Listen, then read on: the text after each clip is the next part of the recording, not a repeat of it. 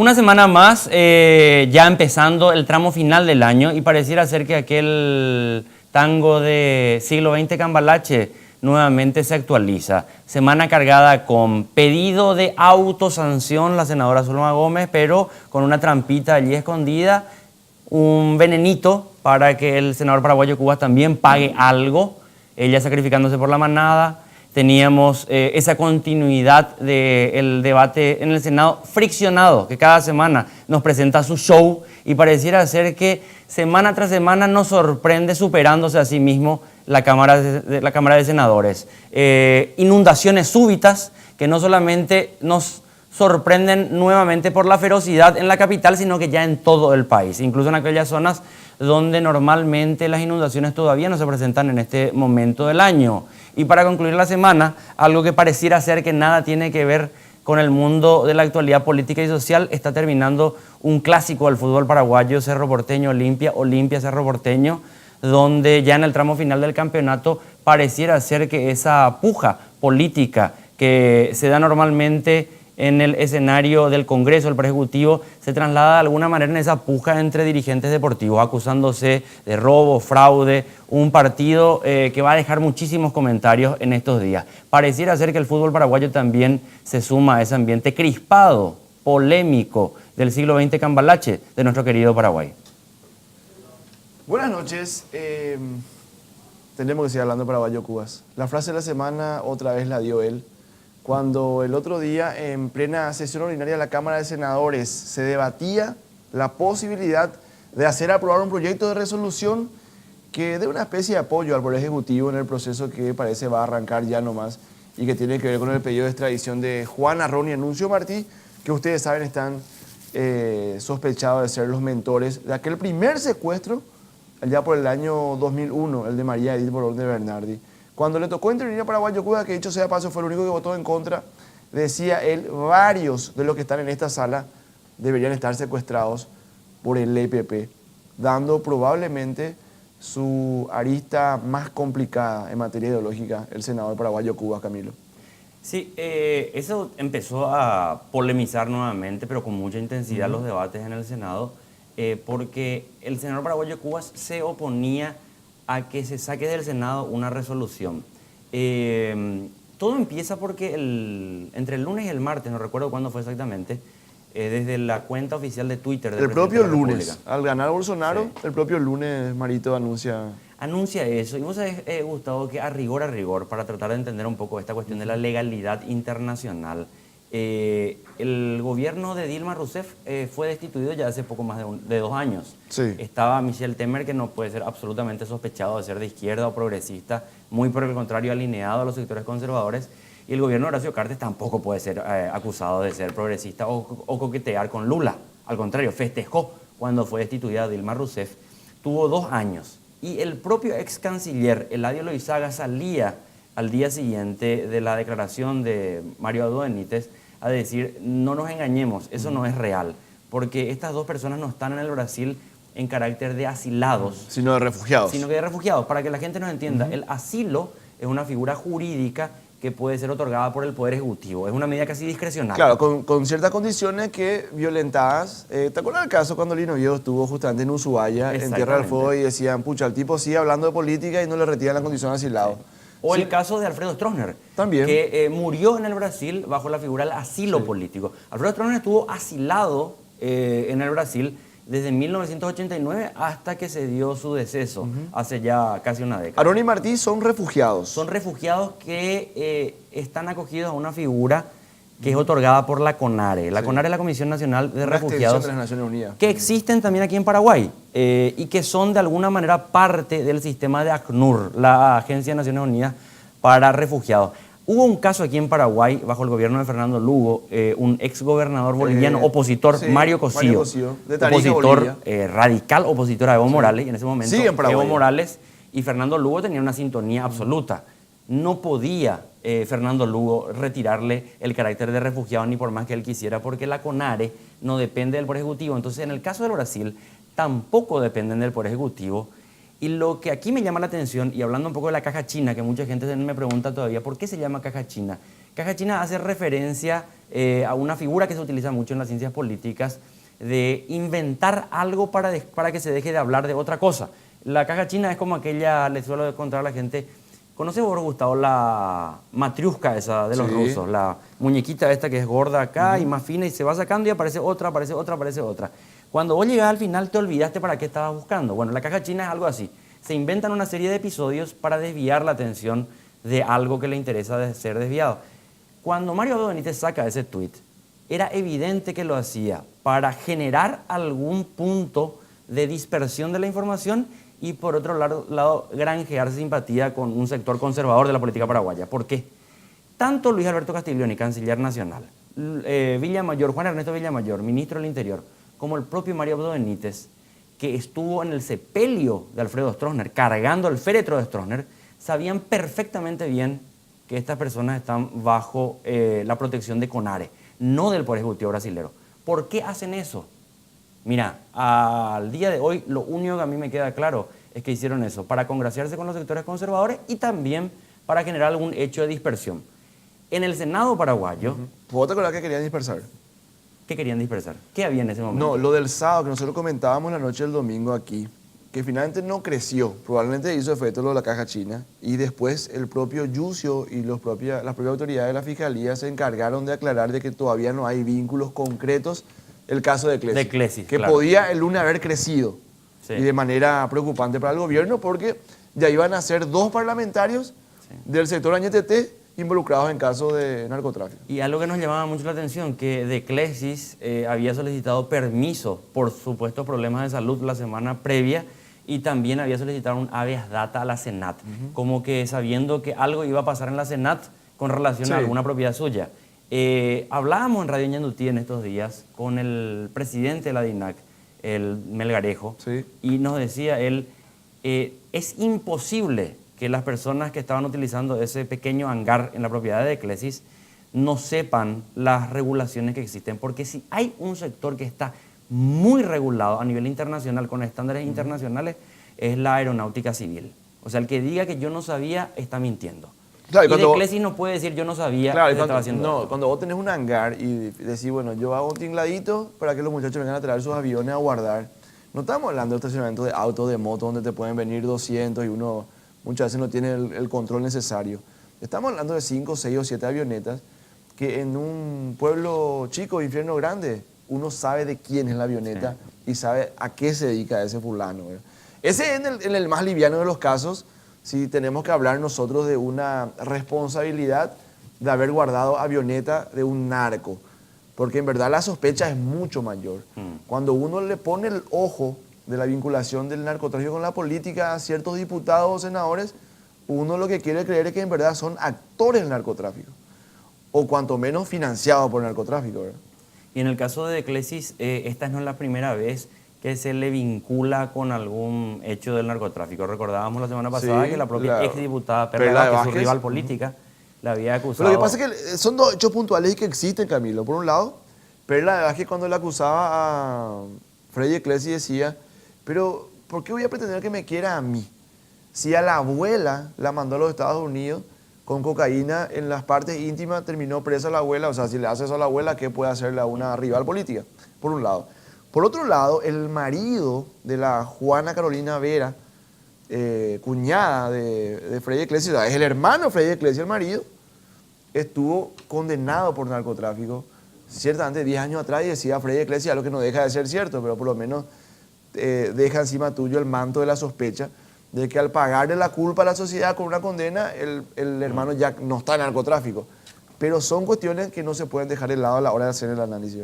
Y cuestiones que mucha gente se pregunta, ¿cómo hacen estas personas, un diputado del departamento de San Pedro, que apenas pudo llegar a ser diputado en el sentido que, digo apenas, no es que sea un gran profesional o un gran empresario que se le conozca un pasado anterior, No tiene muchas pero luces, Freddy Clesis. tiene el nivel de vida que tiene y tiene todas las propiedades que tiene. ¿Cómo justifican ellos eso? Siempre te salen con, son trabajos del campo privado. ¿Y ¿Qué vos? trabajos del campo privado? Claro, y que no nos pueden contar por sobre Sí. todo, ¿verdad? Y aparte, Camilo, también una cuestión casi paradójica. El departamento más pobre del país, de San Pedro. Y fíjate cómo ganan elecciones. Sí. con sumas de dinero que realmente el departamento ni como Producto Interno Bruto puede alguna vez tener. No sé si ya terminó el clásico porque minuto No, 200. espera que tenemos un programa deportivo. No, cuando salía de casa estaba minuto 200 por ahí. Bueno, ¿qué le puede importar a Camilo un clásico de fútbol paraguayo si él está con Guaraní? Es Humberto Rubini, él y, no, pero a ver, y Emilio García. Me preocupa. En casa son ¿podemos hacer una lista de 10 aborígenes del país? Sí, claro. A ver, Camilo Suárez, Humberto Rubín, Emilio García, Ezequiel García, Leo Rubín, Hugo Rubín, Pablo Rubín y Rubencito, ahí tenemos. No, Rubencito no es un poco de Guaraní. No es Guaraní. Salió otro club. Sí, está muy equivocado. Bueno, vamos a seguir armando la lista. Tenemos hasta las 10:30 para armar la lista de... Tenemos, a ver, todavía 1:10. Sí, por favor, me pueden ayudar pasándome otros 2 o 3 nombres más. Bueno, finalmente, como decíamos, el caso de Ronnie Martí encendió un debate en la Cámara de Senadores y Paraguayo Cubas daba otra vez la nota. Me parece, quiero nomás, yo decía justamente esta mañana, bien temprano, en Rañandutí, para que se quede tranquila la gente que cuestiona que a veces demos espacio a Paraguayo Cubas y defendamos la forma justiciera suya de hacer política. En este caso yo creo que estuvo muy equivocado, ¿verdad? Porque vamos a remitirnos al caso de Cecilia Cubas. Después tuvo que pedirle disculpas a la propia Mirta Busín, que me parece que es la tía luego, ¿verdad? Si uno quiere con ese criterio, que yo sé que ideológicamente algunos profesan, pretender que si vamos a tener secuestro, el secuestrado sea un potentado o un poderoso político, no es el caso de Cecilia Cubas. Finalmente era la hija, o sea, ¿qué culpa tienen los hijos de lo que hagan los padres, verdad? Pero digo nomás, a muy poca gente le prende en el corazón y en la cabeza que haya un paraguayo, por más justiciero que sea, y creo yo hoy el político con mayor empatía de la gente y con mayor simpatía ciudadana también, si son diferentes los conceptos, salga a decir de que varios de la sala tengan que estar secuestrados. O hasta eso inclusive podemos entender, porque yo sé que mucha gente tiene rabia y dice, ojalá quememos el Congreso, ojalá se disuelva el Congreso, ojalá varios de ellos estén secuestrados, porque hay gente que piensa así. Pero fuera de ese ámbito, pretender que empresarios o gente que no pueda comulgar con uno políticamente o ideológicamente esté secuestrada, me parece que es un concepto con el que mucha gente no va a estar de acuerdo. Y es una pena que se haya dado ese conflicto en ese momento, porque tapó otro conflicto que sí es real. El día previo se dio una reunión en una de las comisiones del Senado que fue visitada por los llamados colonos de la zona de Tembiapora, sí, que están en fricciones permanentes con campesinos paraguayos y los llamados brasiguayos. Y hubo mucho cuestionamiento en la forma en que se expresaron y en la forma primero en que sale llegaron el al Congreso. senador Fidel Zavala a decir que los senadores Sixto Pereira y Paco Valedesma están incitando a la invasión, al descontento, etcétera, etcétera.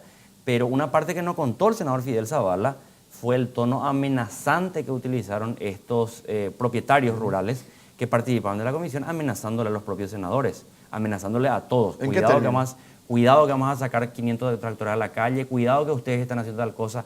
De una manera amenazante, que si lo hubieran hecho algunos dirigentes campesinos, probablemente hubieran pedido que la Fiscalía intervenga de oficio. Lastimosa y penosamente, ese debate hubiese sido un debate importante que se hubiera transparentado en el Senado para entender un poco a quiénes se le está representando también en el Parlamento. Claro, esa cuestión amenazante está mal si lo hace el campesino con el palo, que es el símbolo de la lucha campesina, y está mal si lo hace el potentado con el tractor, que probablemente también sea el símbolo de la progresión económica que ellos tienen hace mucho tiempo.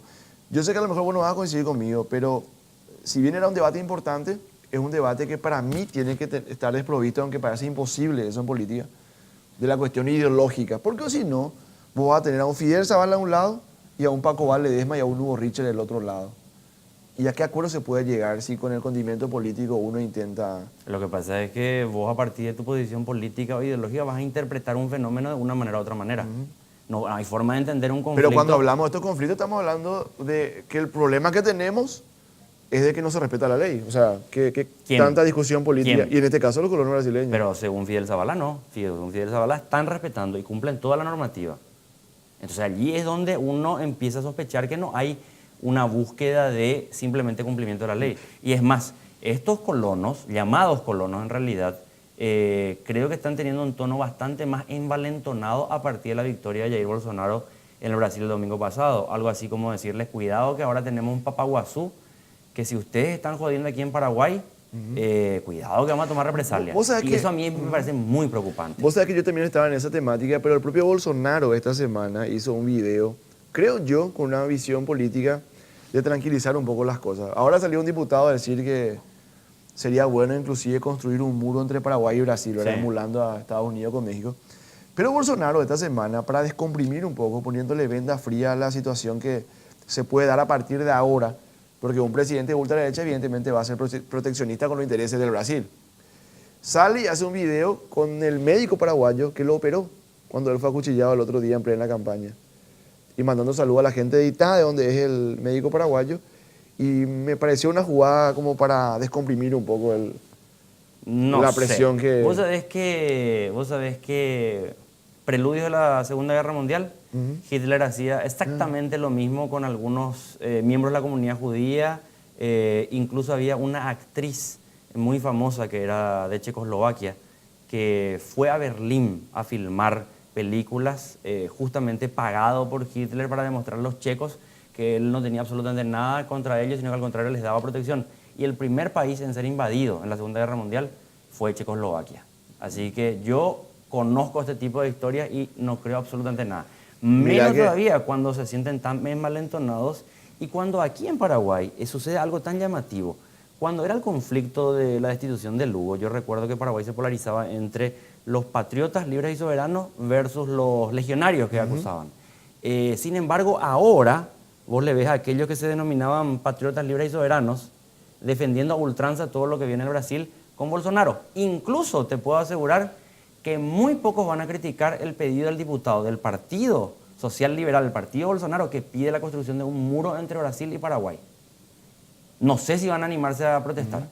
Si Pero, fuera otra circunstancia, a ver, pegarían el grito al cielo. probablemente haya una especie de proyecto hitleriano entre los asesores de Bolsonaro, pero no le veo a él. Hay que ser un poquito Vos sabés que es lo mismo. iluminado para ser un Hitler.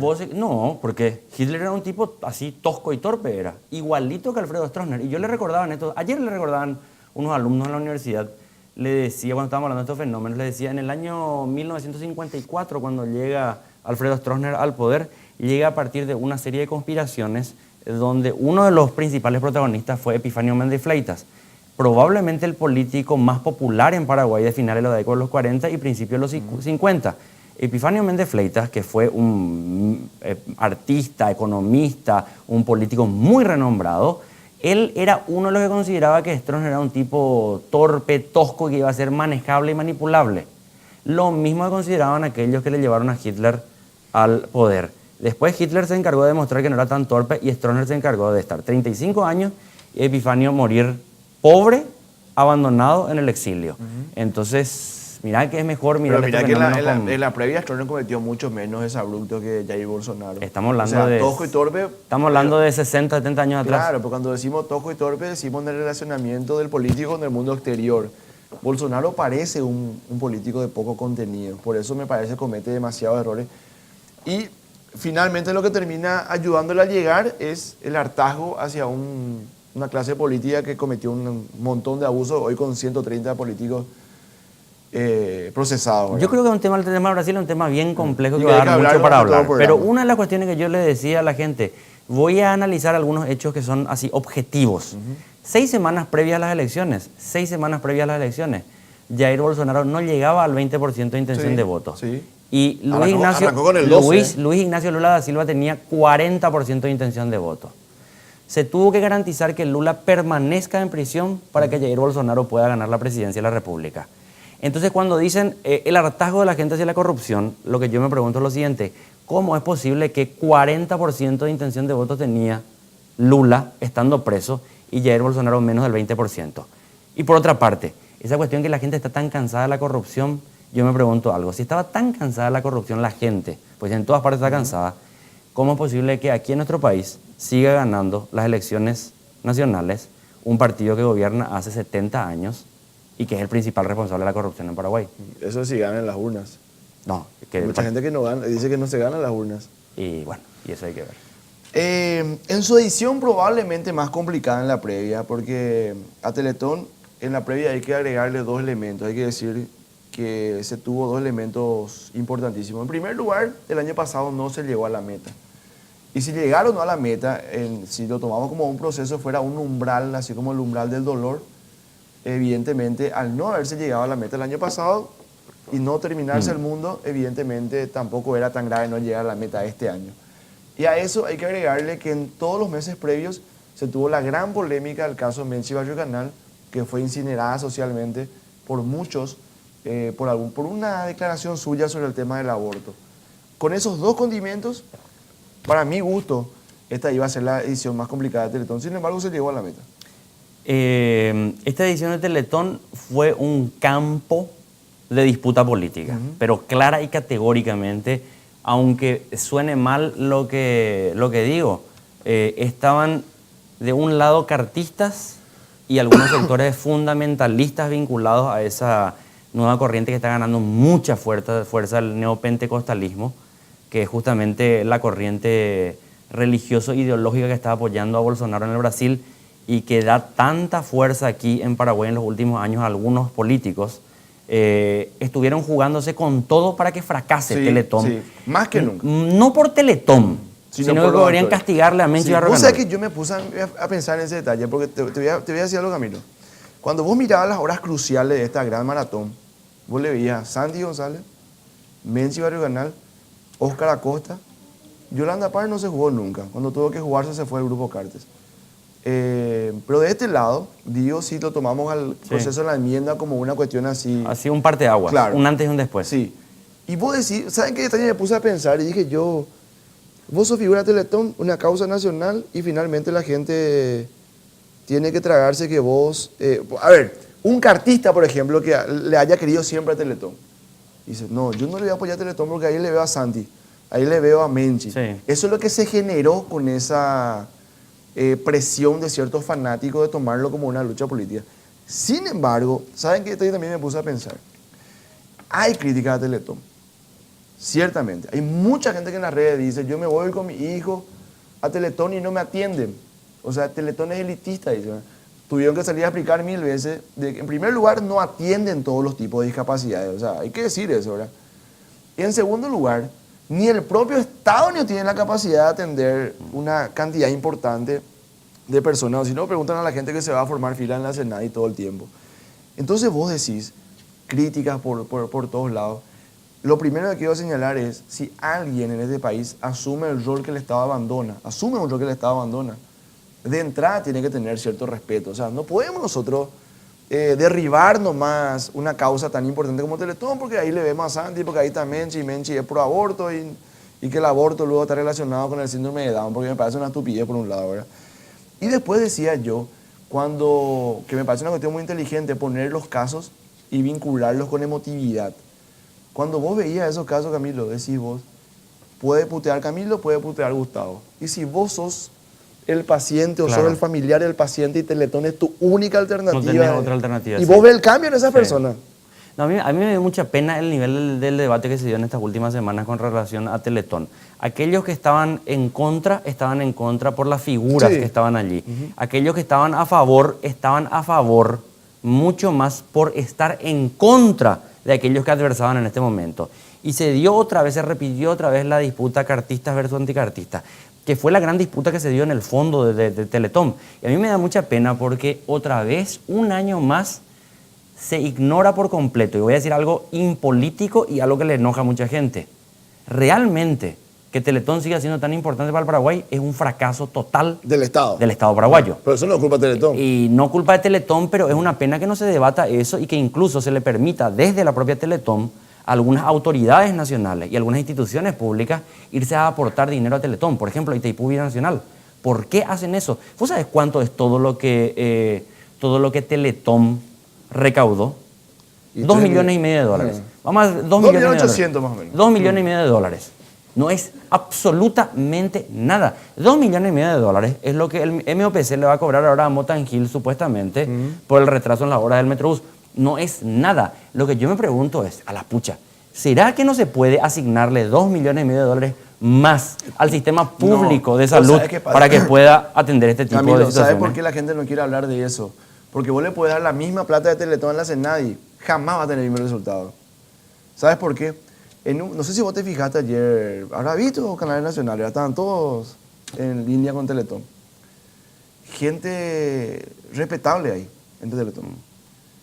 O sea, yo no creo que Víctor González Acosta, por ejemplo, se preste a una jugada. Pero esa fue la discusión, porque la cuestión es, pues, entonces capitulamos y dejamos que el Estado no realice más sus tareas. Que todo haga el mundo privado. Y ojalá hubiera Teletón en cada uno de los campos del Estado. No, ojalá tengamos un sistema público que sea respetable. Mejor. Te voy a decir más, yo no suelo emocionarme con ese tipo de cosas. Para mí llorar por esas cosas no, o sea, me cuesta mucho, ¿verdad? ¿Sabes qué me emocionó? Lo de Humberto. Así como yo mencioné dos elementos negativos previos, el no haber llegado a la meta el año anterior y la polémica de Menchi, a quien la Junta Directiva de Teletón le dio, evidentemente, un espaldarazo demasiado importante al incluirla en esta edición. Por otro lado, hay que decir que en contrapartida, un espaldarazo importantísimo de este año fue lo de Humberto Ruiz. Porque genera respeto. O sea, a ver, cuando vos ves personas de esa envergadura, que también tienen críticas, lógicamente, como cualquiera, ¿verdad? Pero de esa credibilidad y esa envergadura, te da... Yo sé de gente que se puso a donar sobre la marcha, o sea, sobre la hora ahí, en las últimas 2 o 3 horas. Gustavo, termine la pausa, me indican allá termine la pausa. Pero me preguntan allá desde la sala de controles, si antes de ir a la pausa puedes respondernos. Si así como te emocionaste con Teletón, hoy también te emocionaste casi al punto de echar unas lágrimas con el resultado del partido. Vos no pasaba nada, Solís me vería. Vamos, en absoluto. Vamos a la pausa y enseguida volvemos.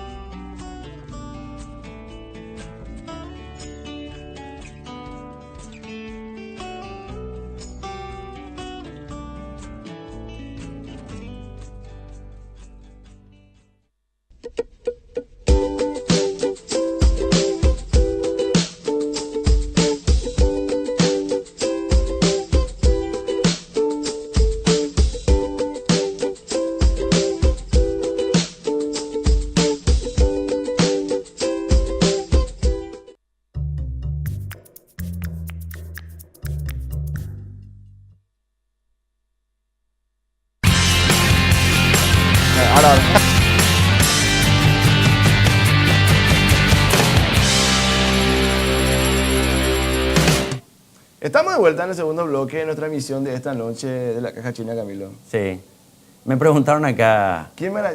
No, sí. ¿Puedo hacer un primer plano, mi querido Nelson? Vamos a ver si yo veo ahí. Este lado de la mejilla. ¿Se ve ahí? No se ve, pero ahí. Sí, acá tengo uno, acá tengo otro, 4 arañazos tengo. Sí. Tengo que explicar qué me pasó, ¿verdad? No, yo te recomiendo que apliques ese principio cristiano de poner la otra mejilla. No. Lo primero que tengo que decir es que nosotros no usamos maquillaje porque el señor Camilo Suárez denomina poco masculino que usamos maquillaje. Vamos con otro invitado. Y en segundo Gustavo, lugar, sí. no, mi perrito me agarró. Sí. No. Hace rato dijiste una gatita.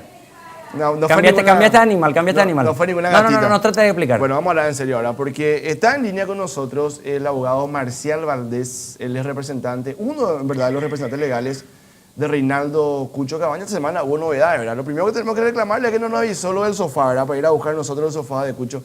¿Qué tal, doctor? ¿Cómo estás? Buenas noches. Muy buenas noches, encantado de saludarte. Doctor, a ver, ¿cómo está actualmente el caso de Cucho Cabañas, que esta semana de vuelta cobró notoriedad? Una serie de allanamientos, en uno de ellos, lógicamente, todo el mundo habló del tan mentado sofá, ¿verdad? Sí, era un ahorro que tenía guardado, ¿verdad? Que lastimosamente sea yo. Bueno, la verdad que estamos trabajando, Gustavo. Ujú. Y Estamos trabajando. qué manera peculiar de guardar el ahorro, ¿eh? Sí, la verdad que sí. Creo que no confía en los bancos.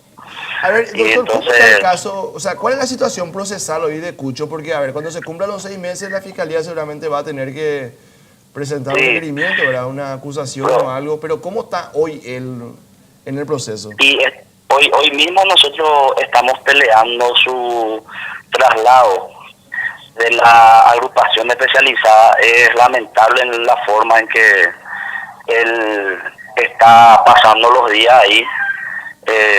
No tiene absolutamente ninguna... Está encerrado literalmente, ¿verdad?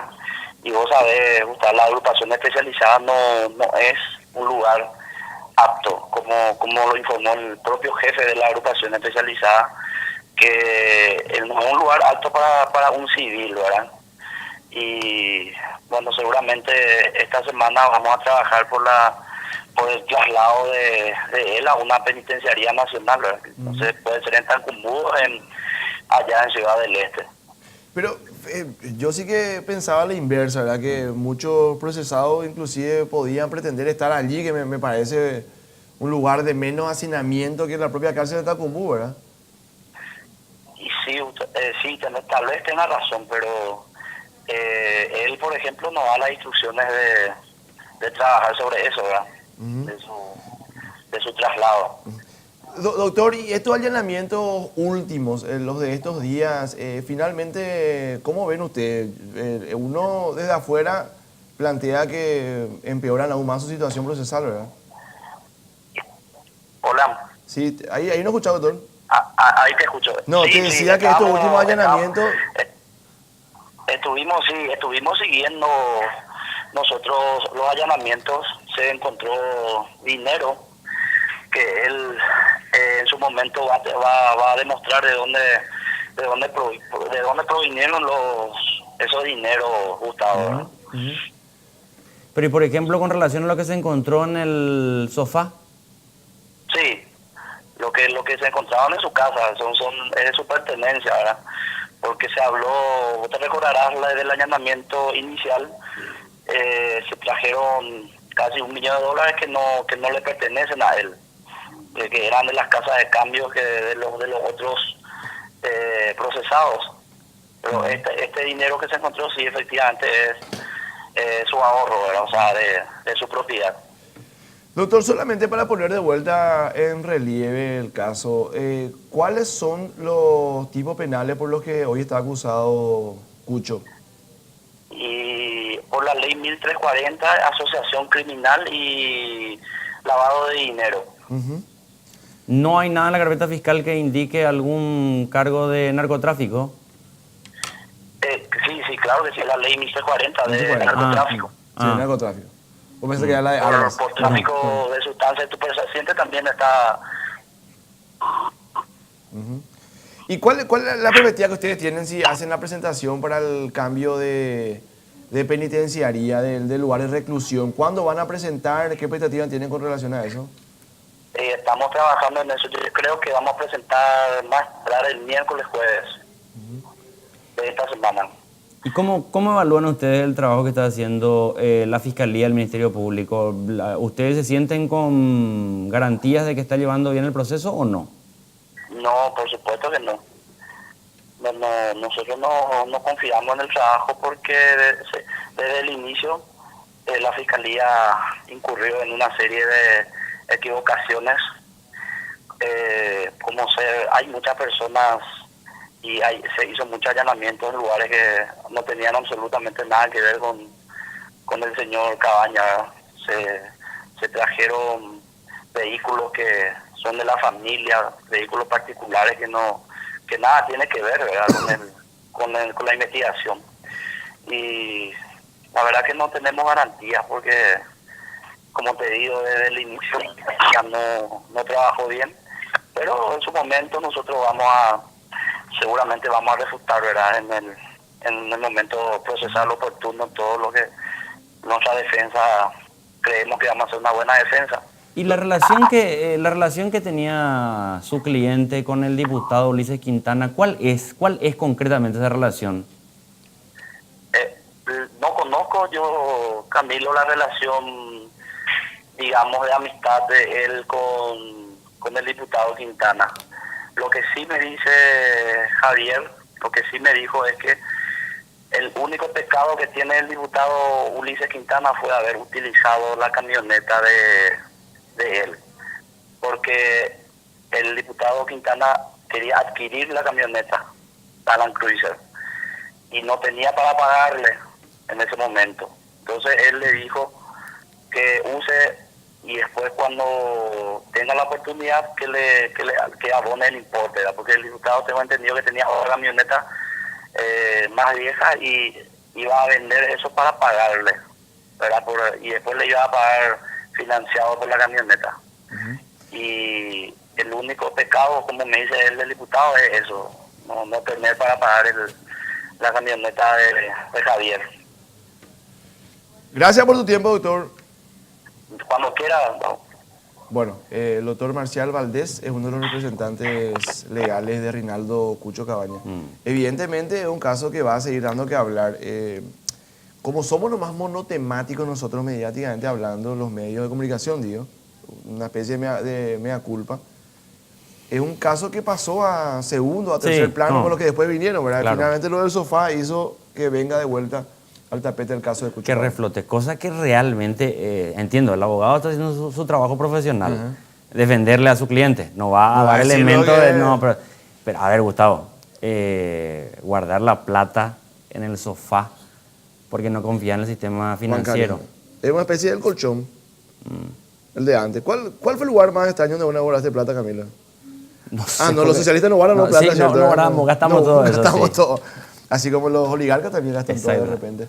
Hacemos una pausa, enseguida estamos de vuelta.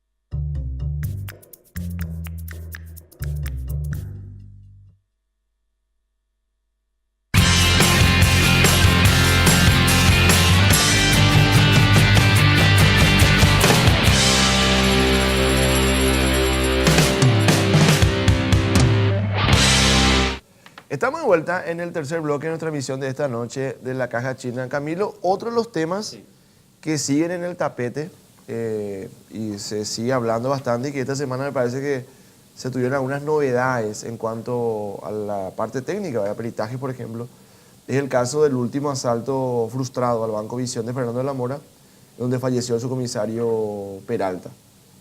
Y está con nosotros en línea el abogado Luis Morínigo, que es el representante legal de la esposa, de la viuda del subcomisario Peralta. ¿Qué tal, doctor? ¿Cómo está? Buenas noches. Muy buenas noches, Gustavo y Camilo. Gracias, doctor, por comunicarte con nosotros. Doctor, ¿cómo está el caso actualmente? Vos llevas la representación de la familia del fallecido. Uno ve el video que está lógicamente en todas partes y uno quiere creer de que, no sé, intenta creer que fue un accidente, sin embargo, no parece tal, ¿verdad? Por sobre todo cuando uno lo ve al que dispara moviendo a su compañero del lugar donde estaba tirado en una aparente intención de ponerlo en el ángulo de disparo, ¿verdad? Sí, en la línea de tiro. En la línea de tiro se llama. Bueno, en primer orden de cosas, nosotros esta semana que entra vamos a presentar una querella adhesiva para poder tomar participación dentro de la carpeta fiscal. Hasta la fecha no tenemos todavía participación, solamente la Fiscalía está haciendo todos los procedimientos sin que nosotros todavía hayamos tomado participación. Doctor, pero sí. No, te escuchamos. En el transcurso de esta semana esperamos los 9 días de luto y obviamente por todo lo que pasó a la familia, y en esta semana sí vamos a presentar la querella. A partir de allí vamos a solicitar un montón de diligencias a la Fiscalía, propias pericias en 3D, planometría, vamos a solicitar otra pericia balística porque notamos, y por todo lo que pasó, está en todos los medios de prensa, en un principio el perito, el doctor Lemir había dicho algo y luego ahora estoy escuchando inclusive otras versiones. Primero se habló de un solo disparo, siendo que hubieron 2 disparos, o sea, algo que lo hirió en el abdomen, que fue el primer roce, un disparo de refilón que él recibe, que es lo que él se queja en el momento que cae en la vereda, y luego el disparo que entra en el esternón, aquí al lado, en el cuello, al lado del esternón, y tiene orificio de salida en la parte de atrás, en el riñón. Y la pericia es categórica, dice disparo de arriba hacia abajo, de izquierda a derecha, con orificio de salida. Entonces, cualquier hipótesis que hoy el Departamento de Criminalística de la Policía quiere hacer pasar, porque parece algo que nos toman por idiotas, ¿ya? Dice que el disparo fue un fuego cruzado con la geo, y si uno está parado y recibe un disparo, va a recibir en el cuello y seguramente va a salir cerca de la nuca o quizás cerca de la parte del hombro o la paleta, pero no va a salir en el riñón. O sea, disparo de arriba hacia abajo es el que él recibió de parte del comisario Cabaña. Las imágenes hablan por sí solas, o sea, aquí estamos discutiendo y divagando, quizás el espíritu corporativista que tiene la policía trata de defender a un camarada de mayor graduación para hacer creer a la ciudadanía y quizás también a la propia Fiscalía que fue un disparo o accidental o no es un disparo que corresponde. Creo que ya hay un dictamen de criminalística, vamos a acceder el día de mañana a ese dictamen, donde dice que es un disparo de fusil. Y eso es totalmente ilógico, porque los agentes de la GEO tenían armas largas. Y con un arma larga, perfectamente uno sabe que tiene un orificio de entrada, un poquito más grande que una 9 milímetros, pero en la parte de atrás destroza todo el cuerpo. Un tiro de fusil, o sea, esa hipótesis se descarta totalmente. Vamos a tener que pelear durante todo este tiempo, como le dije yo a la viuda, porque vemos que existen muchas cosas raras dentro de este proceso de investigación. Creo que la Fiscalía está haciendo un buen trabajo, pero de hecho vamos a volver a hacer vamos a hacer todas las pericias que se tengan que realizar, y estamos analizando el video desde varios ángulos para poder decir con meridiana claridad que esto fue un disparo a quemarropa que prácticamente recibió el subcomisario Peralta. Doctor, bueno, ustedes parten ya de la conjetura que el marido de su cliente fue asesinado. Pero ¿por qué habría sido asesinado? ¿Qué hipótesis tienen ustedes al respecto? Mira, yo creo que durante este proceso de investigación van a saltar un montón de cosas. Estamos recabando mucha información que recibimos de camaradas del comisario, ex camaradas. Hay mucha información que para nosotros en este momento decir cuál fue el motivo no podemos decir. Pero por lo menos en esa charla o en esa socialización que ustedes estaban haciendo con gente del entorno del subcomisario Peralta, ustedes ya encontraron, sin que me diga, doctor, porque creo que debe formar también parte de la estrategia, ¿ya encontraron algún tipo de indicio que haga relación con alguna posibilidad de que lo hayan querido asesinar luego y no un accidente? Sí, tenemos algunas informaciones que pudieron haber roces pasados. Y debido a algunas situaciones que se han presentado en el pasado, pudiera existir alguna revancha o quizás, como mal se habla, un pase de factura. Porque no existe razón de que esta persona, creo que él no contó con que iba a existir esa filmación, porque hasta el momento, antes que salga esa filmación, el subcomisario Peralta, cuando estuvo en el hospital Rigoberto Caballero, todos le manifestaron a su esposa, el propio Cabañas y otras personas, a la viuda, que su marido había muerto en un fuego cruzado con los asaltantes. Luego lo llevaron a velar a su casa. La policía no hizo la... Ahí no hubo negligencia de la fiscalía de pasar por alto la autopsia, porque lo tuvieron que traer del velorio de Areguá para hacer la autopsia. Una brutalidad. Claro. Luego, a las 12 de la noche, le llama la fiscal a la viuda y le pide permiso para buscar del velatorio, del salón velatorio, para buscar el cuerpo y hacer la autopsia. O sea, hay una negligencia por todos lados. Y también en su momento trataron de tapar, borraron la evidencia, porque si uno mira ese video, ven que otro subcomisario viene al lugar donde le disparó Cabañas al subcomisario Peralta y limpia la escena.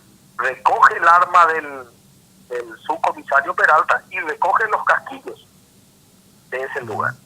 ¿Y alguna explicación que haya dado el comisario Cabañas de por qué movió el cuerpo? Porque finalmente uno ve que lo mueve y lo pone, como vos lo decías muy bien técnicamente, en la línea de tiro. Porque otra cosa hubiera sido que en medio de la desesperación de querer salvar claro, le arrastre y le cubra. Lo arrastre o para cubrirle o para auxiliarle, porque ni siquiera eso hicieron, ¿verdad? Lo normal es que cuando una persona tiene una herida, especialmente en el cuello, donde el sangrado es profuso, yo creo que uno no lo va a empezar a mover de un lugar a otro porque acelerás el desangre de la persona de esa manera. Yo creo que son cosas inexplicables que seguramente va a tener que manifestarlo dentro de este proceso y de las diferentes indagatorias que va a tener. Y aparte que él no va a poder usar como atenuante que lo quería salvar, porque se asume que ellos entienden de este tipo de protocolo. Claro, no, por supuesto, no estamos hablando de una persona que sea un principiante, ni tampoco de un civil. Gente que está entrenada justamente en este tipo de situaciones es la que está involucrada. 20 años ya de comisario, y yo creo que el comisario Cabañas tuvo muchos enfrentamientos, estuvo asignado en investigación de delitos, estuvo en la brigada especializada, estuvo en Ciudad del Este, en Pedro Juan Caballero. Por eso la hipótesis de que se asustó, como dicen, como quieren hacer creer, no pasa por nuestra mente. Sí, cuando decían de que eso... se le haya trancado el arma tampoco, me parece que eso es algo ya prácticamente insultando la inteligencia de todas las personas que vieron el video. Eso sería lógico en caso que estemos hablando de un civil inexperto o algún principiante, pero una persona que tiene esta carrera, este entrenamiento, está preparado para eso, es muy difícil de creer. Finalmente, doctor, si usted tuviera que jugarse por alguna conjetura, ¿está más cerca de la conjetura que fue una especie de aprovechar el momento para pasarle la factura y liquidarle al subcomisario Peralta, o que el comisario Cabañas era parte de ese golpe y quería quedarse con el botín? No, eso no lo puedo decir porque verdaderamente no tenemos todavía todos los elementos para poder aseverar eso. Lo que sí sabemos es que él disparó al subcomisario Peralta. Ese disparo fue el que le ocasionó la muerte. Existe el video, existen las pruebas para nosotros irrefutables. Digan lo que digan, que la bala vino de otro lado, vino de arriba, vino de la luna, es una bala perdida, no sé, todo lo que quieran decir. Pero ese video es para no tener dudas de lo que sucedió. Doctor, yo sí que también pensaba en ese detalle que te decía recién Camilo, de que se haya querido quedar con el botín, ¿verdad? Pero lo que pasa es que allí ya estaba descompuesto el ambiente, o sea, ya habían otros policías, ya se frustró el asalto, ya me parece que ya no era la idea quedarse con el botín, sino a la inversa. Yo sí que en un momento dado pensé, o traté de hilar como una explicación, que Cabañas le borró a Peralta, porque como se descompuso el escenario, Peralta o sea, había un peligro de que Peralta termine contando de que ellos estaban allí de manera irregular. Porque finalmente es el que se suma al procedimiento sobre la marcha sin muchas explicaciones. Sí, el subcomisario estaba en su día libre, estaba con su esposa en el supermercado en el momento que fue convocado para manifestar claramente de que él no tenía conocimiento de ese procedimiento. Él fue sin chaleco, no llevó solamente el arma reglamentaria que la tenía con él, pero no tenía otros cartuchos como generalmente él solía hacer en los procedimientos, llevar 4 o 5 cartuchos de reserva. Yo creo que una persona que tiene conocimiento, que va a enfrentarse con personas que van a soltar un barco, lo mínimo que va a hacer es tratar de cuidar de su vida, teniendo chaleco y teniendo seguramente otros cargadores. Él fue prácticamente a cuerpo gentil en ese procedimiento. Doctor, y cuando explican que estaban dos grupos porque uno tenía que reducir a los asaltantes y el otro tenía que apresarlos, ¿hay alguna explicación, no sé, técnica o protocolar en ello? O sea, para entender un poco por qué había un grupo detrás de la zona del asalto esperando que sean reducidos como para proceder a la detención. Los del grupo Geo no podían hacer eso. Y eso es lo que también a nosotros nos llama la atención. O sea, dos grupos, un grupo de civil, un grupo de Geo, eso creo que le costó ya también el cargo al comisario que había ordenado en su momento realizar este procedimiento, porque esto se hizo con una hoja, una hoja de servicio. En conversación con el ministro del Interior, con el doctor Villamayor, él me manifestó de que ellos no tenían conocimiento, que la comandancia no tenía idea de este procedimiento que se llevó a cabo. O sea, no fueron notificados. No era un procedimiento normal el que hicieron. ¿Por qué? Estamos hablando que el comisario Cabañas era de Nueva Italia. El subcomisario Peralta era de la Dirección de Transporte. La gente no tuvo participación, la comisaría de Fernando, que es lógico, la comisaría jurisdiccional, comisaría número 2 de Fernando La Mora, no tuvo ninguna participación en el procedimiento. No hubo una patrullera de Fernando de la Mora en el momento que se hizo el asalto en un local donde es jurisdicción de Fernando. O sea, hay muchas cosas que se hicieron en forma irregular. La camioneta que tenía uno de los comisarios, Morel, la camioneta que se utilizó para ir hasta el lugar, era una camioneta que estaba en forma como depositario judicial de Canendillú. O sea, hay muchas cosas todavía que vamos a solicitar a la Fiscalía, un montón de procedimientos y de diligencias a los efectos de poder dilucidar este caso, donde obviamente involucra a altos mandos de la policía también dentro de las irregularidades. Gracias por tu tiempo. Muy amable, Camilo y Gustavo. El abogado Luis Morínigo, representante legal de la familia del fallecido subcomisario Peralta. Qué terrible, es más allá de todo el análisis del caso, de cuál fue la motivación real, si hubo una motivación, si no hubo una motivación. Bueno, a primera vista, uno con todos los elementos que están saliendo, a mí por lo menos me da la impresión que no fue un accidente. Esa es una impresión, ¿eh?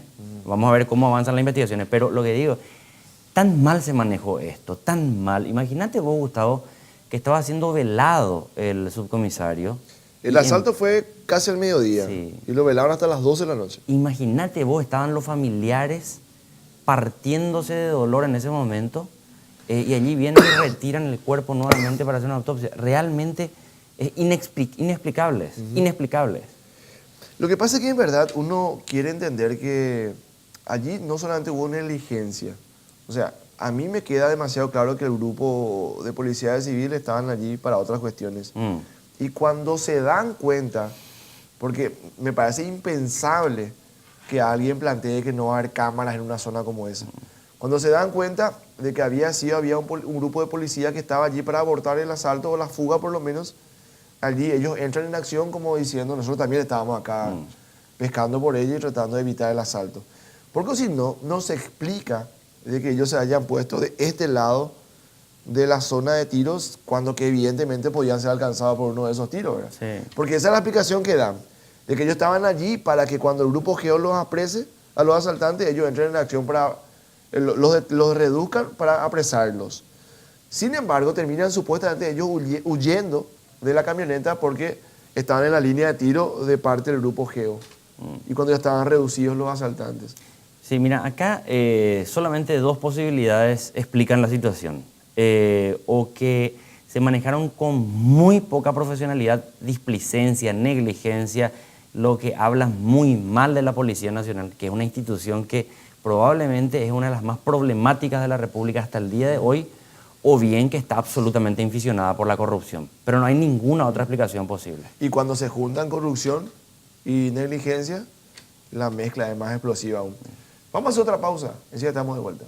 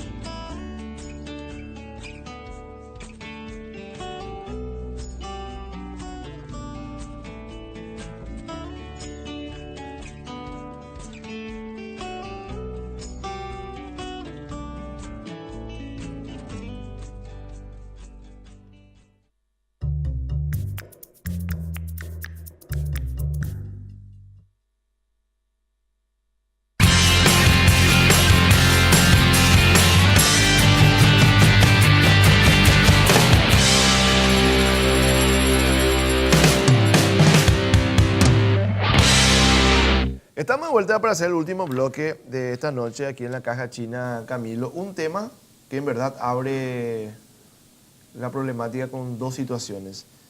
La lluvia, aunque el río Paraguay últimamente sin mucha lluvia igual sube bastante, pero la lluvia de ayer, por ejemplo, que, desnuda en primer lugar que como ciudad, y vamos a hablar de singular, pero se entiende que eso se aplica también para el departamento central. No hay ni un... Esto, por ejemplo, es Lambaré. Este es el arroyo Lambaré que está allí casi frente a la municipalidad de Lambaré. Un auto que está sujetado por alguna... Ahí hay una especie de paseo central que tiene el sumidero, ¿verdad? Por eso ese auto no se fue a caer al arroyo. Eso le salvó al auto. Pero mira, ese es el arroyo Lambaré. Terrible. Lambaré, Asunción, Luque, todas las ciudades están prácticamente en la misma situación. Casi nada de previsión. Ñemby, por ejemplo... lo único que hacen finalmente es poner carteles que avisan que cuando cae una lluvia hay que salir de esos lugares, ¿verdad? Por lo menos avisan con carteles. Pero medidas técnicas que se tomen para evitar este tipo de situaciones prácticamente no se tienen, por un lado. Y por otro lado, el problema de todos los años, un tema recurrente, cíclico, que tiene que ver con los bañados, con las zonas ribereñas, cuando que llegan estos meses y estas familias que están allí apostadas tienen que buscar lugares donde guarecerse de la crecida del río, ¿verdad? Bañado luego se llama, o sea, una zona en la que naturalmente el río por momentos va a tomar hasta allí y después va a volver de vuelta al cauce mínimo. Pero digo nomás, hace muchos años o hace varias décadas en realidad estamos gastando un dinero para soluciones parciales, cuando que si juntáramos ese dinero hubiéramos solucionado 3 veces el problema de manera definitiva. O sea que son dos problemáticas. Una, la que estamos viendo ahora en imágenes, que se le conoce con el nombre de inundaciones súbitas. Súbitas. Que son inundaciones que se producen cuando la caída de agua es muy intensa. Lluvias. O sea, en poco tiempo. En poco tiempo. Mucha cantidad en poco tiempo. Y no existe un sistema de drenaje. Y el otro fenómeno... O si existe, hay unos cuantos inadaptados que llueve y tiran la basura a la calle. Es que calle. igual, mira, vos sabés que esa es mi discusión y mi pelea de siempre es el tema. Nosotros tenemos dos problemas. Una, las inundaciones súbitas, y otra, las inundaciones de las márgenes de los ríos que desplazan a la gente que está viviendo allí. Y esas inundaciones, que son cíclicas, que se conocen ya con anticipación que va a subir el río, porque el río, los diferentes ríos suben y bajan, no es que siempre tienen un mismo volumen de agua. Suben porque en la naciente del río Paraguay o del río Paraná se dio una crecida de las aguas. ¿Por qué? O porque hay mucha lluvia en la creciente o porque hay deshielo en el origen mismo de los ríos. Y se sabe que va a subir y sube. E incluso se tienen cálculos de proyección de cuánto van a aumentar. Mira, y ahora estamos viendo otra imagen. Esto es el departamento de Ñembucú. Yo estuve el viernes y el sábado por la zona de Ñembucú, es la zona de Tacuara más o menos. Una trampa mortal. El que está, ¿vos sabés el vehículo de quién es esa? Y tiene una chapa parlamentaria para Te leo el nombre del vehículo, del propietario. Es el gobernador de Ñembucú, Luis Benítez. Ah, mira vos. Luis Benítez. ¿Sabes qué es la ruta?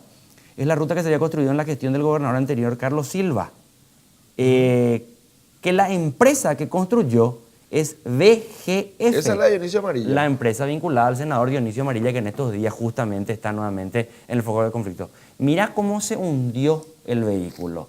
Allí supuestamente tenía que haber un camino de todo tiempo con un terraplén que permite el tránsito normal. No es asfalto. De todos modos, no estaba previsto que se construyera en asfalto, pero un buen terraplenado sí te permite a vos transitar en todo tiempo. Ese agujero gigantesco demuestra que se construyó esa ruta sin haber hecho todo lo que se prometió que se iba a hacer. No como promesa, sino que como compromiso. Como especificación técnica. Exactamente. Ese hundimiento gigantesco le tocó ahora al gobernador, que tiene una portentosa 4x4. Pero igual imagínate vos, la gente común y corriente, pobladora más humilde de la zona, cómo está sufriendo. Ahora bien, ¿quién se hace responsable de esto? Si alguien caía en ese pozo en moto, ese pedazo de terraplén le quedaba como corbata, ¿eh? No, moría. Casi estaba muerto ahí. Mira, pero yo no sé, ¿y quién se va a hacer responsable de esto? Y esta es una obra nueva, ¿eh? Una obra que la gobernación anterior mandó construir. ¿Sabes qué es lo que pasa, Camilo? Nosotros, mira que ya estamos llegando inclusive al punto de tenerle a un González Daer preso y otros casos también así. Pero todavía no llegamos al punto de, como imperio de la justicia, tenerle preso a un responsable empresarial, digo, claro, por un lado, de este tipo de obras. Cuando uno que diga, para quedarse con el vuelto, diga, no vamos a hacer con este grosor, vamos a hacer así nomás la ruta, y se levanta a los 2 meses, termine preso, ahí va a quedar como un precedente para que los otros vean que en verdad es un compromiso con la justicia hacer las obras como mandan los pliegos, porque se cobra para ello. Porque además, Gustavo, la cuestión es la siguiente. Como suelen decir, este es un tango que se baila de a dos. Sí. O sea, si hay aquí un político de un lado, del otro lado hay un empresario privado. Totalmente. A veces estamos hablando de lo mismo. A veces estamos hablando de políticos que también son empresarios privados, Sí. pero hay un empresario privado y raramente hay empresarios privados que son investigados en este tipo de situaciones. Solamente los administradores. Sí. Pero en realidad el administrador, si se corrompió, es porque había también del otro lado un empresario privado. Pero mira, aquí hay dos cuestiones. El tema de las inundaciones que son cíclicas, permanentes, que saben si el efecto del niño es el que está primando o el fenómeno de la niña la que prima, se sabe si va a haber sequías o inundaciones. Incluso ya se conocen algunas obras que son necesarias realizarse para poder combatir este tipo de situaciones. Por ejemplo, acá en toda el área metropolitana se sabe que necesitamos una protección costanera de casi 30 kilómetros, que irían más o menos del Cerro Lambaré hasta la zona del Puente Remanso. Hasta ahora solamente se hizo una pequeña parte frente al Palacio de Gobierno y ahora en la costanera norte una parte, todavía no se terminó, que todavía ni siquiera se habilitó permanentemente, que no llega a ser ni siquiera todavía el 50%. Una vez que se terminen esas obras, allí las inundaciones cíclicas ya no van a producir desplazamientos. Una de las señoras damnificadas decía ante los medios de comunicación, queremos una costanera, ¿verdad? O sea, que me puse a pensar que la que tenemos, la sur, la que da allí con el litoral del Palacio, tardamos 50 años para hacer. Absolutamente. 50 años. Absolutamente. O sea, yo no sé si esa señora va a ver la costanera que está pidiendo como solución. Sería penoso porque ya existen fuentes para obtener los recursos, ya existen los diseños, pero aquí es la puja política de quién hace, va a el hacer gobierno la obra? central, el municipio, el ministerio, etcétera, y la vinculación con los grupos de empresarios locales, que este grupo de empresarios locales apostó a tal candidatura, este otro apostó a la otra candidatura, y hay toda una puja, que uno ve que esa puja se traduce también en lo que está sucediendo ahora con el tema del Metrobús, con las rutas 2 y 7, la ampliación de la ruta 2 y 7, donde también está metida Motangil, pero también está una empresa vinculada al asesor económico del actual presidente Mario Abdo Benítez. Entonces allí esa puja que presentan como simplemente discusiones técnicas, en realidad tiene que ver con grupos de interés que Y quieren quedarse siempre con los la mismos obra. apellidos, de Petengil, siempre los mismos apellidos suenan bien en el fondo. Si alguna doña, algún don no entiende por qué que hay empresarios que terminan haciendo con menos calidad técnica una obra cuando que se asume que en el propio costo de la obra se podría cotizar como para hacer bien la obra. Se hace con menos calidad porque hay que ahorrar costos, porque ese ahorro tiene que llevarle a alguien como lo que se conoce como la cometa. Así es. Vos sabés que venía yo por la ruta cuarta, que va de Pilar hasta San Ignacio. Una ruta que tardó muchísimo tiempo el Paraguay en construir esa ruta. Pilar es una ciudad que estaba siempre aislada. Uno, por un castigo político desde la época de la dictadura. Y después ya porque el Estado para el Estado no era prioridad. Los pilarenses estaban más relacionados con el lado argentino Sí. que con el lado paraguayo. Y esa ruta, la ruta cuarta, permanentemente cráteres, destrozos y compañía. Ahora se hizo una reparación bastante buena. La carpeta asfáltica es buena, pero como estructuralmente se construyó mal, justamente por esto que vos estás apuntando, las imágenes, Gustavo, estoy yendo cada semana. En una semana la imagen era desoladora. ¿Sabes por qué? Vos veías en los campos que estaban al costado de la ruta cómo se están absolutamente inundados, porque la ruta cuarta se convirtió en una especie de represa. Y en los campos inundados vos veías una cantidad impresionante de animales, pero cientos de animales que quedaron atrapados en las aguas y que uno sabe que en pocas semanas más, si no bajan las aguas, Sí. van a morir, pero a Así es. mansalva. Y también pobres animales silvestres que al ver que se inundan todos los campos y que la ruta cuarta es una gran represa, salen a la ruta. Carpinchos, víboras, aves, y son atropelladas por el tránsito y un montón de animales muertos. Una Una pena. pena. Podemos poner la etapa de mañana en pantalla. Esta va a ser la etapa de 5 días. Mañana bien temprano. Cada uno de los suscriptores van a tener en su escritorio o en la mesa del desayuno también. Hacienda apoya subir impuesto al alcohol. Es la noticia principal. Precio de las naftas aumentaron 17% en el año. Y allá bien arriba, en esta Teletón, triunfó la solidaridad. Y veo la fotito de Andrés Silva, director ejecutivo de Teletón. Nos vamos camino. Nos vamos y nos reencontramos el próximo domingo. Algo que aprendí, se me quedó el otro día. ¿Ya te fuiste a ver la película Freddie Mercury? No, todavía no. Buenos pensamientos, buenas palabras y buenas obras. Que pasen bien. Antes de irnos, una pregunta a la gente de allí de la sala. Ah.